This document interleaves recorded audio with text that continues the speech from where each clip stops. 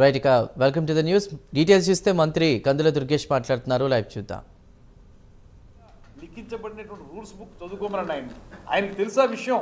ఆయన ఊరికే ఒక రాయి విశ్రాలను విసరుతుంది తప్పితే ఆయనే అన్నాడు కదా ఆ రోజున, మీకు 5 మందిని లాగేస్తే మీ ప్రతిపక్ష హోదా పోద్దని. అలాంటి వ్యక్తి వాళ్ళ మాట్లాడ హాస్యాస్పదం. ఇది పూర్తిగా ప్రజాస్వామ్యాన్ని ఆయన ఎప్పుడు చేసే విధంగానే అవహేళన చేయటమే. రెండోది, అసెంబ్లీని ఎగ్గొట్టడం ఎలాగా, లేకపోతే అసెంబ్లీలో నెంబర్ ఎక్కువ ఉన్నటువంటి మా కూటమి సభ్యుల నుంచి వచ్చేటువంటి వ్యతిరేకతను తట్టుకోలేక ఆయన ఆ రకంగా ప్రయత్నిస్తున్నాడు అనేటువంటి మాట స్పష్టం.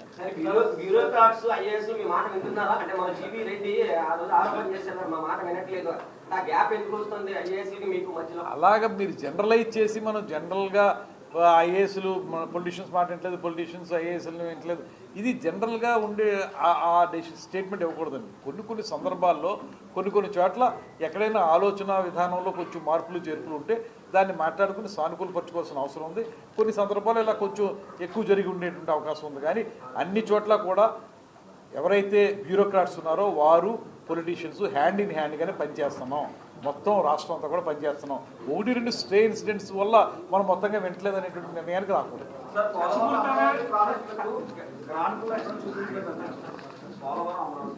పోలవరం అమరావతి ప్రాజెక్టుకి మనకి సెంట్రల్ గవర్నమెంట్ వచ్చినటువంటి గ్రాంట్స్ ఆల్రెడీ మనకు ఉన్నాయండి. వాటిని ఎలా యూటిలైజ్ చేసుకుంటాం అనేది చెప్పాలి. ఎందుకు మనకు ఆల్రెడీ ముందే ఇచ్చేసారు కదా. పోలవరం ప్రాజెక్ట్కి ఇన్ని కోట్లు ఇస్తున్నామని చెప్పి 15,000 కోట్లన్నీ దీనికి మన అమరావతి కిందని సెంట్రల్ గవర్నమెంట్ ఇచ్చేసింది. వాటిని యూటిలైజ్ చేసుకోవడమే ఈ బడ్జెట్లో చేయాల్సిన పని.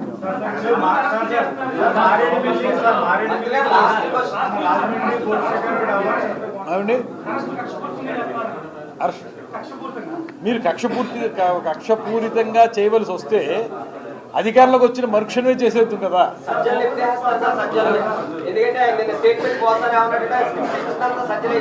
మరి ఆయన చెప్పాడు. ఇప్పుడు ఆ రోజే మేము చెప్పాం సకల శాఖ మంత్రి సజ్జలని. ఇప్పుడు అన్ని శాఖలు అతనే మాట్లాడేసి కూడా ఆ రోజున ఎవరేం మాట్లాడాలో ఆయన స్క్రిప్ట్ ఇచ్చేవాడు, దాన్ని బట్టి మాట్లాడించేవాడు.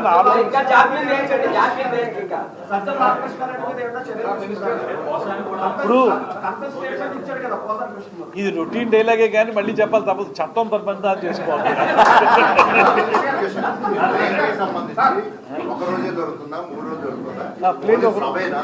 సభేనండి, ఈసారికి మాత్రం సభే. నెక్స్ట్ ఇయర్ దాన్ని ఒక పెద్ద ఎత్తున మనం దాన్ని ప్లేనరీగా చేద్దాం అనుకుంటున్నాం. ఈసారికి ఈ సంవత్సరానికి మాత్రం సభగానే మాత్రం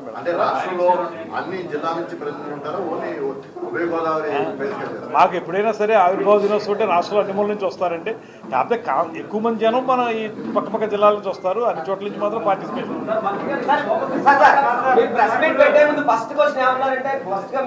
తెలుగు భాష అభివృద్ధికి కూటమి ప్రభుత్వం కట్టుబడి ఉందన్న. అసలు ఇప్పుడేమో ఇంటర్వ్యూలు కూడా లేవు. తప్పకుండా అవుతుంది. మన తెలుగు విశ్వవిద్యాలయాన్ని మళ్ళీ ఇక్కడ తీసుకురావడానికి ఖచ్చితంగా ప్రయత్నం చేస్తాం. అది కూడా చేస్తాం. మనకి ఇక్కడే ప్రారంభమైంది. అది మళ్ళీ ఇప్పుడేమో ఆ విభజన అప్పుడేమో అక్కడికి వెళ్ళిపోయింది, హైదరాబాద్ వెళ్ళిపోయింది. కాబట్టి ఇక్కడ తెలుగు భాష విభజన తర్వాత అంటే విభజన తర్వాత నేను చెప్పేది విభజన తర్వాత జరిగిన పరిణామాల వల్ల. ఏదండి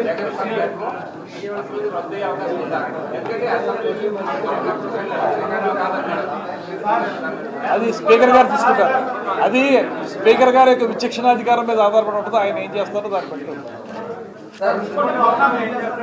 అది దాని మీద చాలా పెద్ద ఎత్తున చర్చ జరుగుతుంది. ఇప్పుడు దాన్ని వాళ్ళు ఏంటంటే వాళ్ళ సొంత ప్రయోజనాలకు వాడుకోవడానికి కట్టుకున్నారు. అది ఇవాళ మాదేమో రాష్ట్ర ప్రయోజనాలకు ఉపయోగించాలంటే ఏ రకంగా ఉపయోగించాలనే దాని మీద చర్చ చేస్తున్నాం. తప్పనిసరిగా అతి త్వరలోనే నెక్స్ట్ ఏప్రిల్ మే నెలలో దాని మీద ఒక నిర్ణయం తీసుకుంటాం.